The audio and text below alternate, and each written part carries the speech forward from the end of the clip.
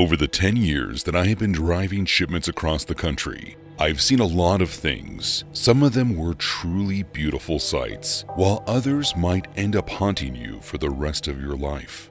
For instance, you never really know what to expect when you enter a truck stop or gas station bathroom.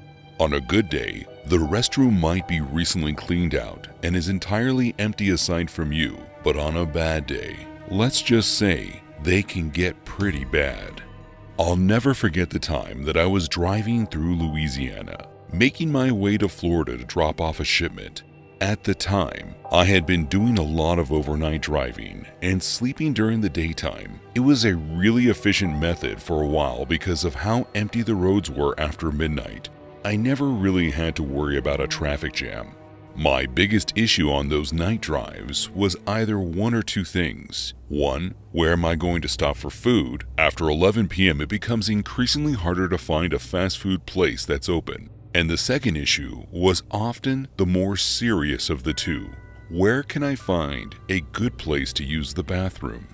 That night, I was mainly dealing with the second problem. And at this point, it was around 1 in the morning. And it started looking like I was going to have to pull off on the side of the road and run into the woods to use the bathroom really fast. But luckily, I was saved by a sign. The sign pointed out that there was a Shell gas station half a mile down the road. And according to the sign, it also had a truck stop attached to it, which told me that there was a restroom there. I continued to make my way down the road toward the gas station. And when I finally made it there, I was surprised. Most of the Shell stations that I would stop at were larger than most gas stations, especially if they supposedly had a truck stop attached to them. But not this time. As I pulled into the parking lot, I saw one of the smallest, poorly lit gas stations I had ever seen. And after taking a second look, I could tell that this gas station had been abandoned for at least a year or two. I thought about continuing on down the street, but I decided I couldn't wait any longer. I parked the truck off to the side of the parking lot and got ready to hop down from my seat when I hesitated. Something struck me as odd about this gas station. Aside from the fact that it looked like there was no one around for miles, there was also this strange, distinct smell in the air. All I could do was pray that it wasn't coming from the restrooms. I continued to get out of my truck and lock the door behind me as I made my way toward the gas station. And as I got closer to the building, I kept my eyes glued to the floor to make sure I didn't step in anything. That was when I noticed a slight discoloration in the pavement. Most of the ground was a dull, dark gray color, but there was a section of the parking lot that looked like there had been some sort of oil spill or something. I just walked right past it and made my way around the back of the gas station in hopes that the restrooms were still unlocked.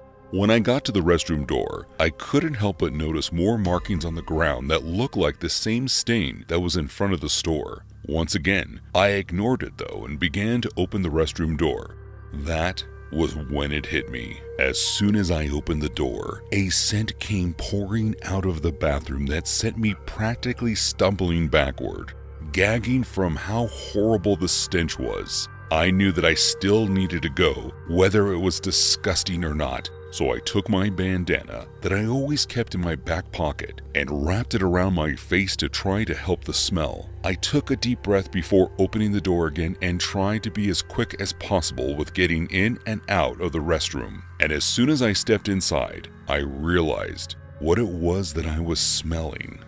Laying in the center of the bathroom floor was the body of a man who appeared to have been dead for quite some time. As soon as I saw the body and realized that the horrible stench was the smell of a decomposing corpse, I ran out of the bathroom as fast as I could and began throwing up. I quickly made my way back to my truck and began calling the police, who came and examined the body. After giving them my statement, I was able to be on my way, which was good because I couldn't be late with my shipment. But as quick of an experience as that was, I will never forget that horrible smell. When I first got into truck driving as a career, my father used to tell me about these stories about guys that he knew that used to drive big rigs. According to him, a lot of them used to have firearms with them in their trucks to keep them safe while they were out on the road. Nowadays, though, at least for the company that I work for, you're not allowed to carry weapons in your truck because if someone got hurt, it would end up being the company that got into trouble. That being said, I can understand why drivers feel like they need something to protect themselves. You never know what sort of situation you might find yourself in. I learned the hard way that you never know what to expect when it comes to being out on the road. It all went down when I was out delivering a shipment for a Kohl's distribution center that had me driving through Illinois. I found myself passing through the Chicago area, and by the time the traffic had dialed itself down a lot, it was probably around 9:30 at night when I found myself being rerouted by the truck's GPS. Apparently, a road had been closed up ahead, so I had to take a short detour. The GPS said that it was only supposed to tack on an extra 35 minutes to my trip, but along the way, things got really hairy. As I was making my way through the new route, I couldn't help but notice it was taking me through a residential neighborhood. Now, it was dark out, so I couldn't quite tell, but from the looks of things, it was like I was driving through a ghost town. Hardly any of the homes that I slowly passed by appeared to have anyone living in them, and many looked like they were in the process of being demolished. For a minute, it was like there was no life around me.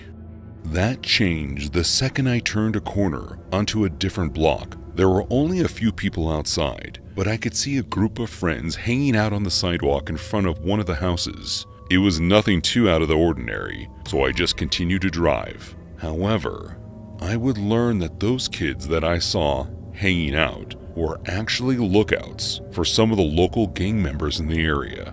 I only found this out when I ended up filing a police report about what happened next. As I continued driving, I started to notice what looked like taillights up ahead, which I assumed was just someone that had stopped at an intersection. However, as I approached the vehicle, I began to notice some things that made me feel a bit uneasy. I noticed that there were multiple men with their hoods up standing on either side of the street.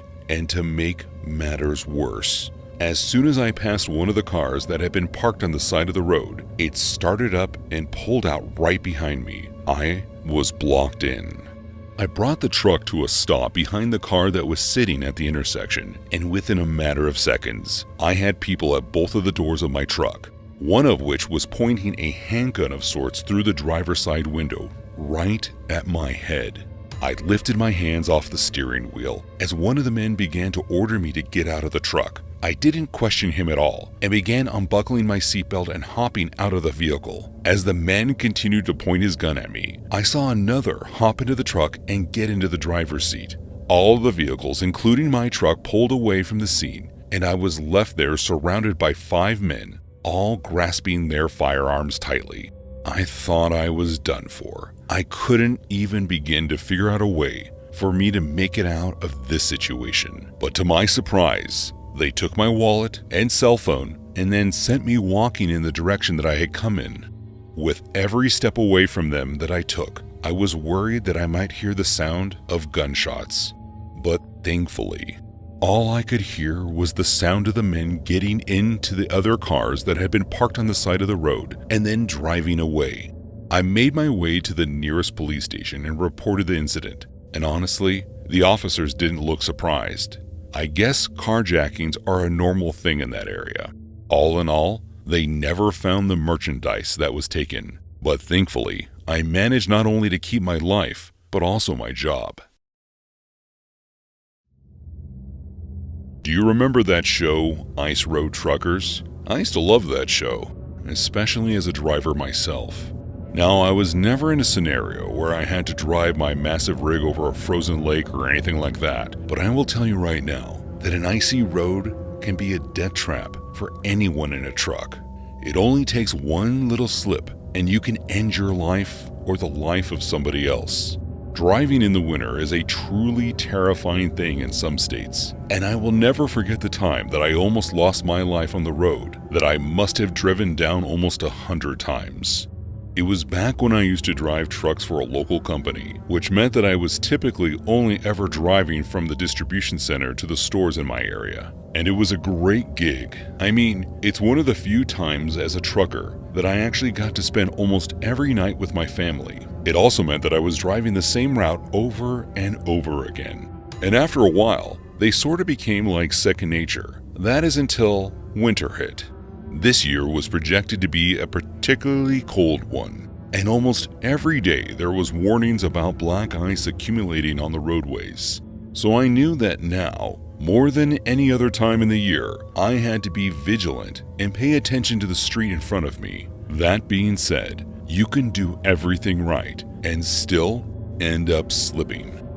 On the day of my accident, everything started out just fine. I knew the roads had the potential to be bad, so I made sure to prepare myself and drive a bit slower than usual, especially when I made it onto one of the main roads in our area known as Crawford Street. Crawford was a very scenic mountain road that was absolutely beautiful to drive down under the right conditions.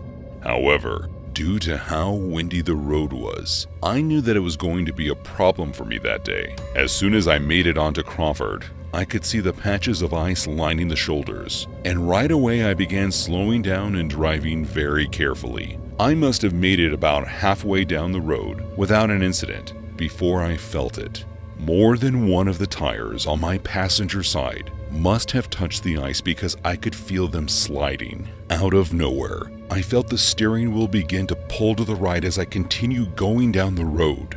I tried to correct it, but that, coupled with more than one of my tires being unable to grip the road, my truck began to fishtail. I tried not to panic, but there was nothing I could do as I began barreling toward the guardrail on the side of the road, knowing full well that there was no way that I would be able to stop my truck from going off the side of the hill. As soon as my truck broke through the rail, I felt it pull to the side as the trailer hooked to the back began to roll down the hill, taking the cab and myself down with it.